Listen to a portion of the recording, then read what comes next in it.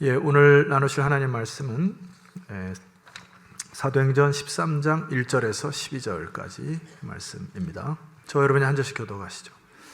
안디옥 교회에 선지자들과 교사들이 있으니 곧 바나바와 니게르라는 시몬과 구레네 사람 루기오와 분봉왕 헤롯의 젖동생 마나인과 및 사울이라. 주를 섬겨 금식할 때에 성령이 이르시되 내가 불러 시키는 일을 위하여 바나바와 사울을 따로 세우라 하시니 이에 금식하며 기도하고 두 사람에게 안수하여 보내니라. 두 사람이 성령의 보내심을 받아 실루기아에 내려가 거기서 배 타고 그브로로 가서 살라미에 이르러 하나님의 말씀을 유대인의 여러 회당에서 전할세 요한을 수행원으로 두었더라. 온 성 가운데로 지나서 바보에 이르러 바예수라 하는 유대인 거짓 선지자인 마술사를 만나니 그가 총독 서기오 바울과 함께 있으니 서기오 바울은 지혜 있는 사람이라. 바나바와 사울을 불러 하나님의 말씀을 듣고자 하더라. 이 마술사 엘루마는 이 이름을 번역하면 마술사라. 그들을 대적하여 총독으로 믿지 못하게 했으니 바울이라고 하는 사울이 성령이 충만하여 그를 주목하고 이르되 모든 거짓과 악행이 가득한 자요 마귀의 자식이요 모든 의의 원수여 주의 바른 길을 굳게 하기를 그치지 아니하겠느냐. 보라 이제 주의 손이 내 위에 있으니 네가 맹인이 되어 얼마 동안 해를 보지 못하리라 하니 즉시 안개와 어둠이 그를 덮어 인도할 사람을 두루 구하는지라. 이에 총독이 그렇게 된 것을 보고 믿으며 주의 가르치심을 놀랍게 여기니라. 아멘. 제가 요즘에 주로 쓰는 단어 중에 하나가 인생이라고 하는 단어.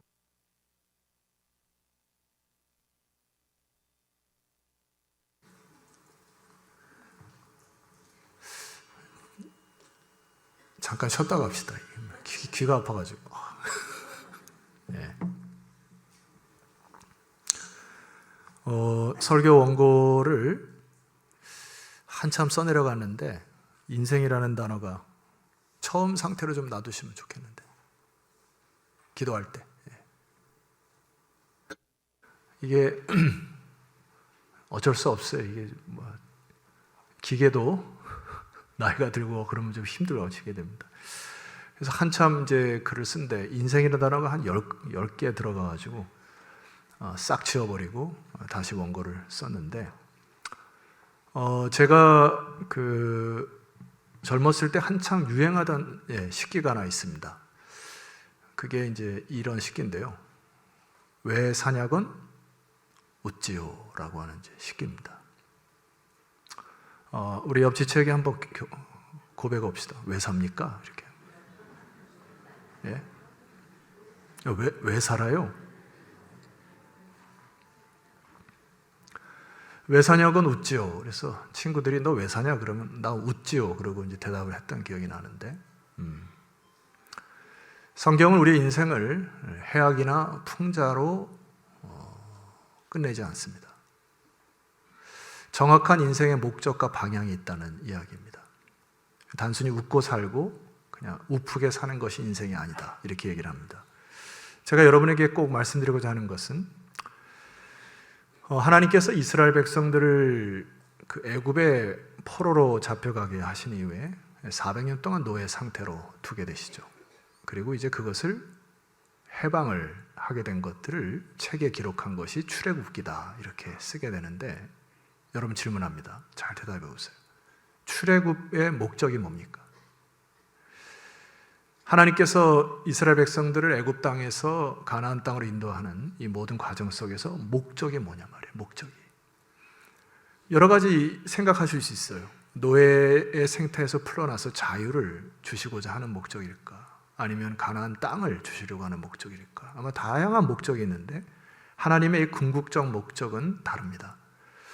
여러분 화면을 통해서 우리 큰 소리로 선포해 보겠습니다. 오늘 이 2절만 은혜 받아도 설교가 다 들리실 거예요. 자, 우리 레위기 26장 45절입니다. 큰 소리로 선포합니다. 시작. 내가 그들의 하나님이 되기 위하여 민족들이 보는 앞에서 애굽 땅으로부터 그들을 인도하여 낸 그들의 조상과의 언약을 그들을 위하여 기억하리라. 나는 여호와이니라. 예, 정확한 목적이 나왔습니다. 내가 그들의 하나님이 되기 위하여. 땅을 주는 목적도 아닙니다. 그건 과정에 불과해요. 그리고 여러분에게 뭐 생명이나 소유나 막 이런 걸 주려고 하는 게 목적이 아닙니다. 이거는 내가 그들의 하나님이 되기 위하여는 인간이 단순히 내가 하나님께 소속되었다라고 하는 정도의 수준이 아닌 거예요. 하나님이 인간 전 존재를, 이스라엘 백성을 독수리 날개 업어 여러분의 인생을 전체 이렇게 삽으로 확 푸듯이 그 노예 상태에, 죄의 상태에 있었던 여러분들을 확 업어서 자유를 주셔서, 자유가 목적이 아니라 내가 너의 하나님이라고 하는 것을 알려주고자 그 일을 하신 것입니다. 그래서 이 과정 속에서 오늘날 우리 신앙 고백이 뭡니까? 내가 너의 창조주이니라, 내가 너의 조물주이니라, 내가 너의 마스터이니라, 내가 너의 주인이니라, 내가 너의 책임자이니라, 내가 너의 아버지이니라. 여러분 어떤 단어가 마음에 듭니까? 하나 붙드셔야 됩니다. 내가 너의 아버지다, 아버지. 그냥 먼 우주 공간에 있는 하나님이 아니라 너의 일거수일투족을 바라보고 너의 울음소리를 알고 너의 노예 상태를 알고 그래서 너희들을 구원의 역사로 이끄는 내가 너의 아버지다. 이게 하나님께서 출애굽의 목적인 거예요.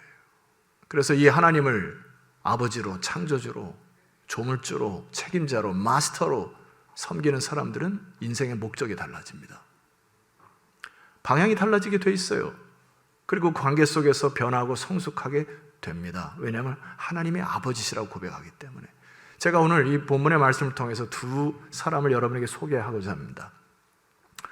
먼저 이 바나바라고 하는 사람인데, 가요 중에 그런 가요가 있죠.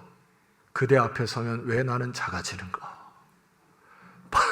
바나바 앞에 서면은, 바나바를 묵상하면 저는 좀 작아지는 것 같아요. 참 바나바가 우리 교회에게 주는 메시지가 참 큰데, 사도행전 11장으로 잠깐 올라가시면 이 바나바를 통해서 우리에게 교훈을 받기 원합니다.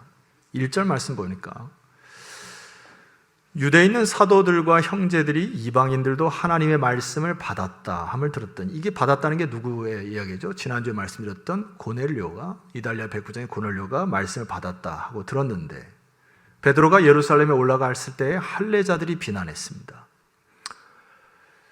이르되 네가 무할례자의 집에 들어가 함께 먹었다 하고 베드로가 무할례자와 식사를 한 것에 대해서 비난을 하고 이 꼬투리를 잡기 시작합니다. 하나님을 잘 모르게 되면은 사람이 굉장히 옹졸해집니다. 작은 것에서도 삐지고 작은 것에 화가 나고 자꾸 사람이 옹졸해져요. 여기 보면 핀셋으로 야, 너 왜 그때 무할례자들과 식사했어 하고 별일이 아닌데 이거를 흠집을 자꾸 내려고 해요. 그래서 베드로가 이제 이 고넬료 일을 11장 쭉 여러분 집에 가서 읽어보시면 일을 설교를 합니다. 이렇게 돼서 고넬료가 주 앞에 돌아왔고 최초의 이방의 세례자가 되었느니라 하니까 이 말을 들은 사람들이 18절에 내려가시게 되면은 그들이 이 말을 듣고 잠잠하여 하나님께 영광을 돌려 이르되 그러면 하나님께서 이방인에게도 생명하는 회개를 주셨도다 하니라고 받아들이면서 이들의 마음 상태가 커지기 시작합니다. 자, 그런데 그때 19절 말씀 보세요.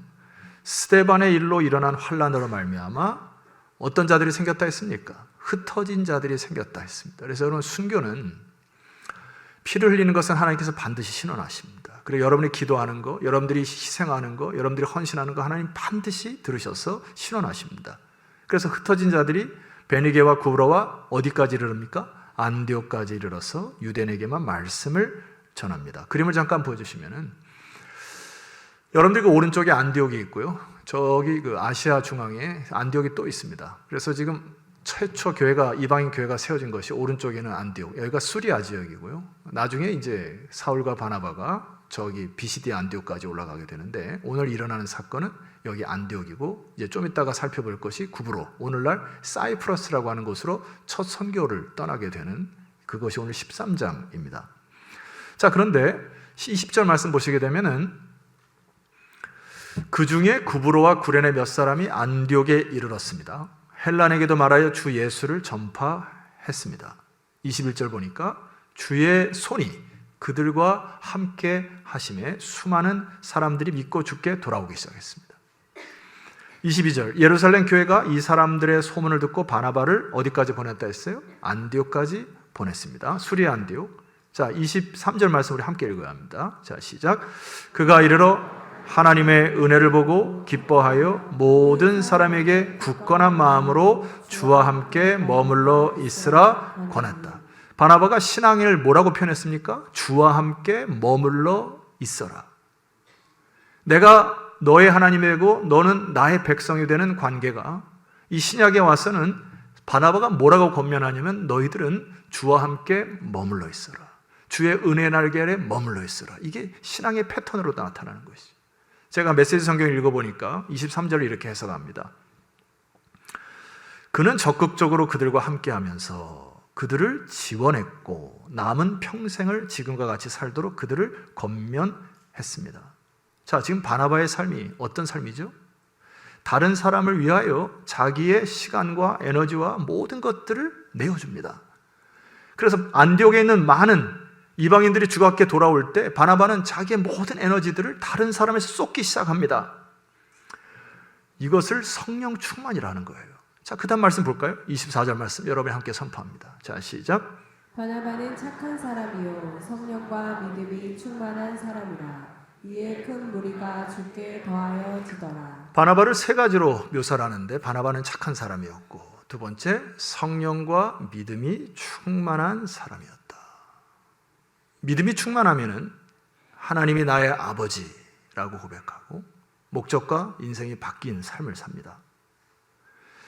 성령이 충만한 결과는 이기적인 삶을 사는 게 아니라 아버지께서 보여주신 영혼들, 아버지께서 맡겨주신 영혼들을 바라보면서 자기의 있는 에너지와 자기의 있는 힘들을 나눠 쓰게 되는 현상이 생기게 됩니다. 그가 누구라고요? 바나바입니다.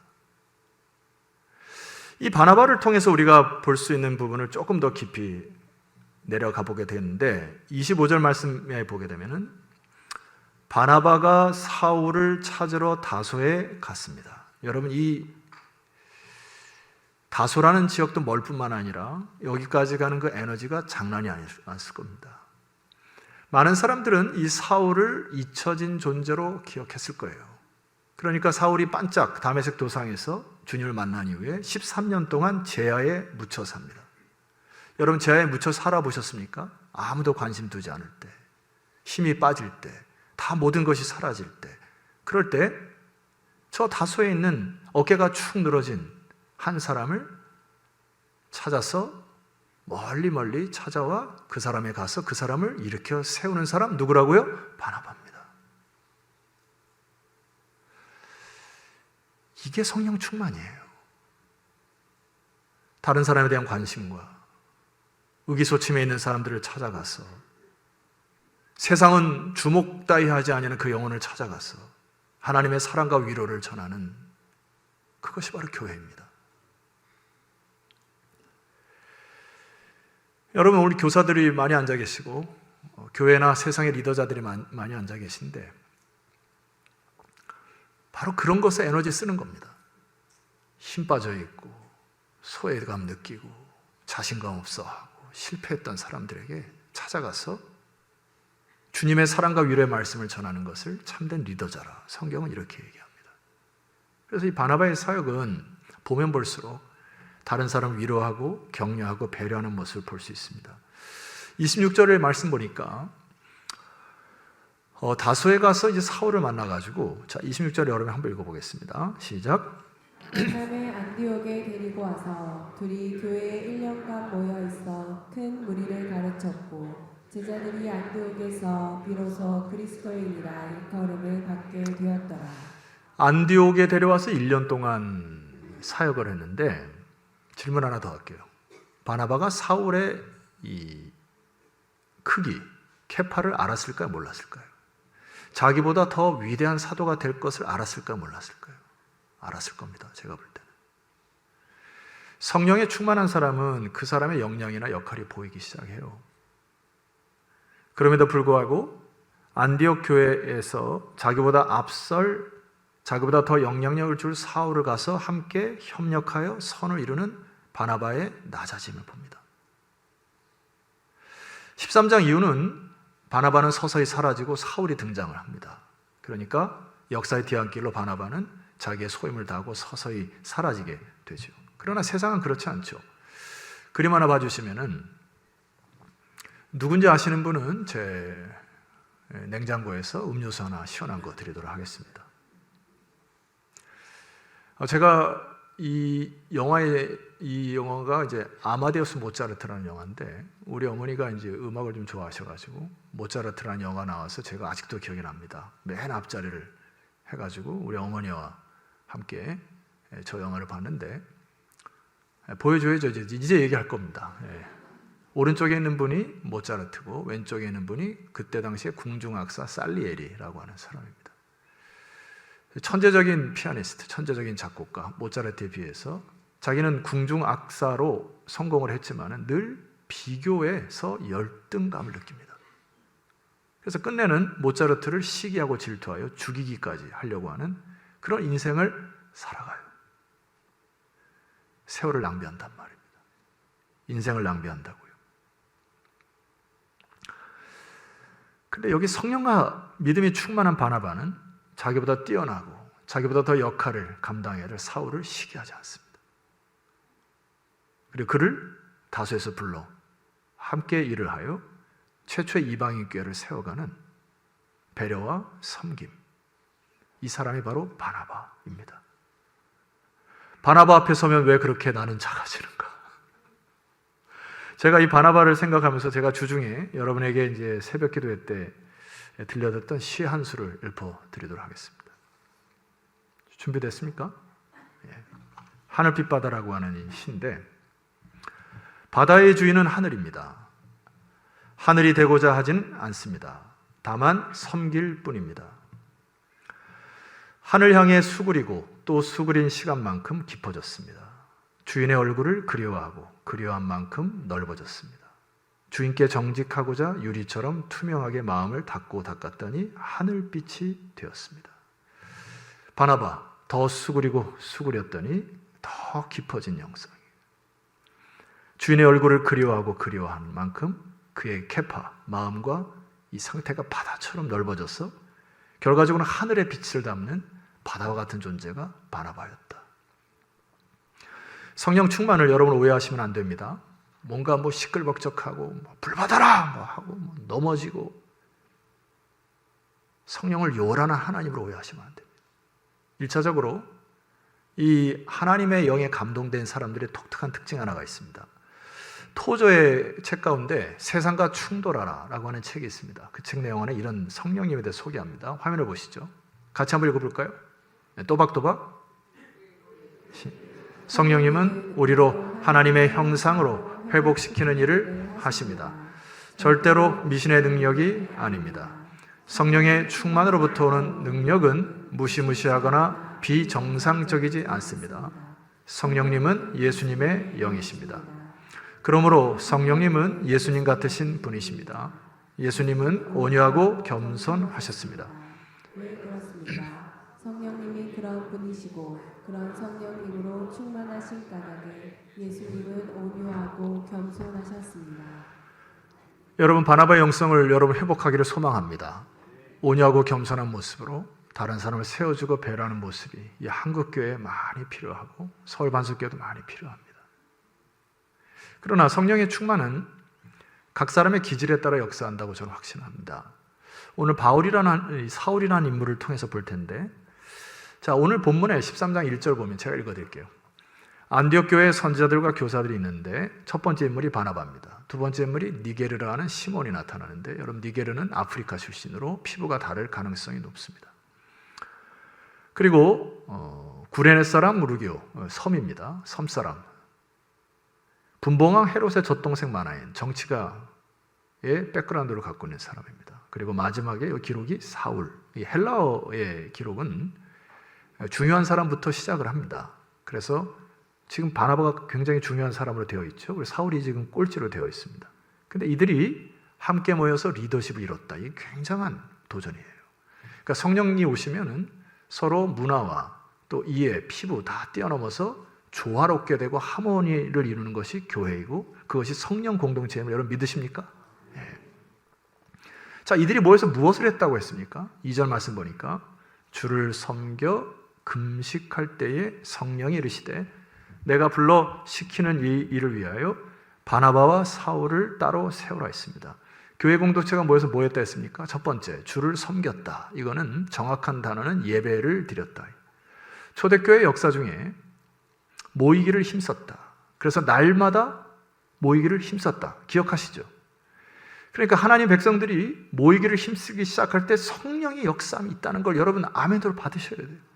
오늘날 코로나 이후에 자꾸 사람들이 뭐 이렇게 잔머리 쓰고 딴지 피우고 하는 거 안 좋습니다. 여러분 인생 왜 사냐고 물어봤잖아요, 제가 처음에. 도대체 인생 왜 삽니까? 그리고 이들이 모여서 금식을 했다 했습니다. 또 질문할게요. 제 설교는 질문이 많다는 것에 유의하시면 되겠습니다. 금식은 왜 합니까?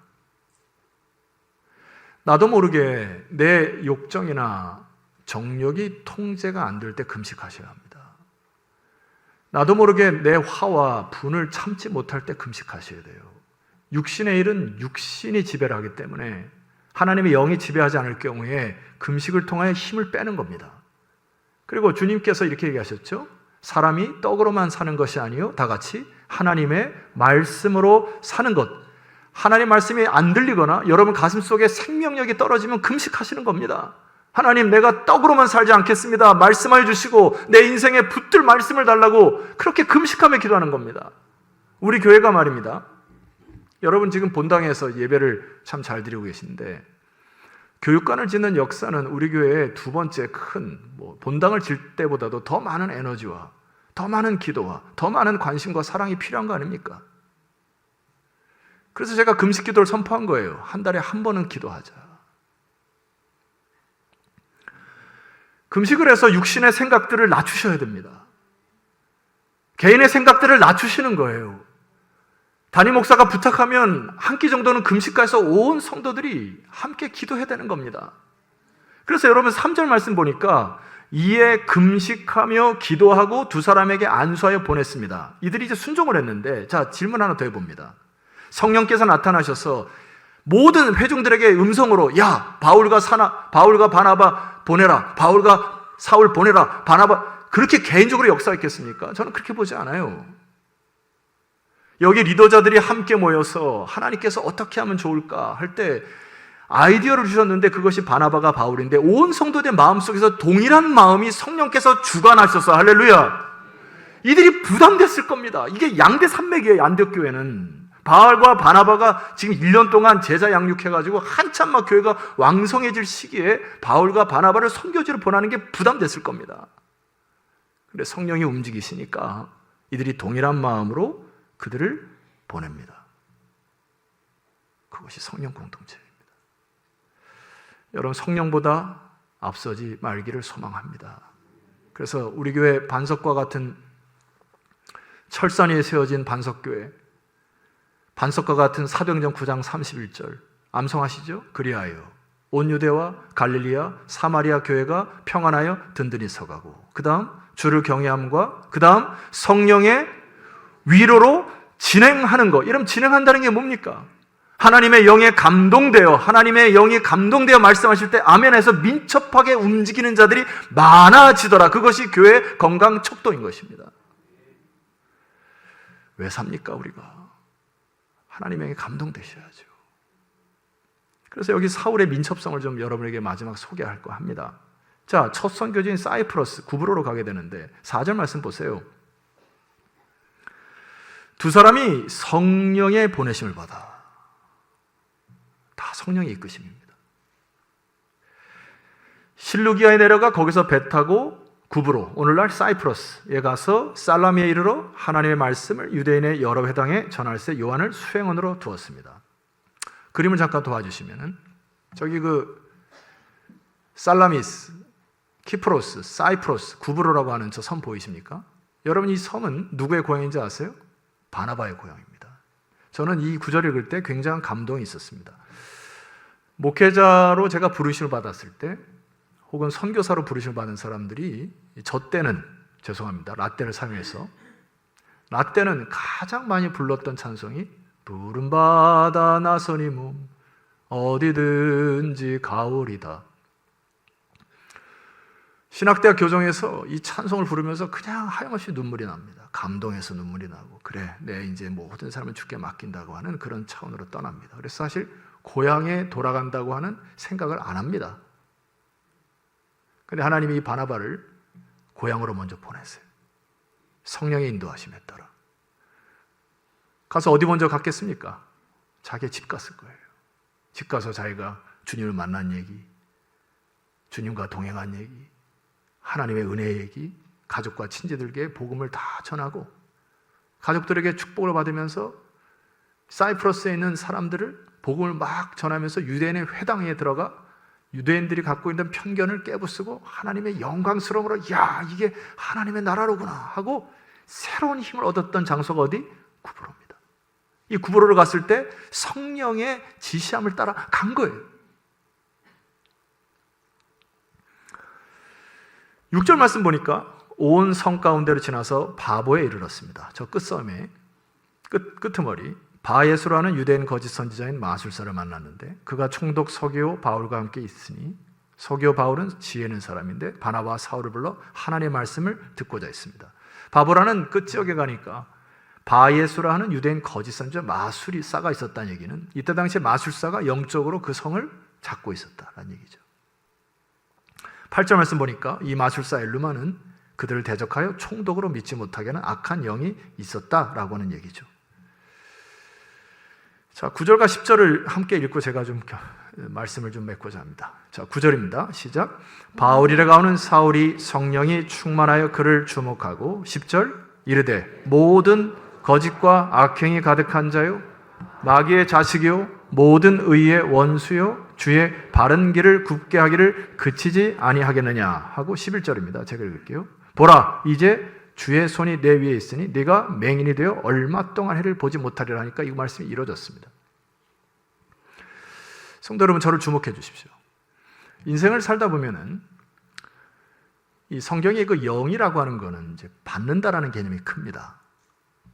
어느 지역에 가서 악한 영이 강한 곳에서 기도하지 않거나 다른 생각을 하면 악한 영에 사로잡힐 확률이 높아요.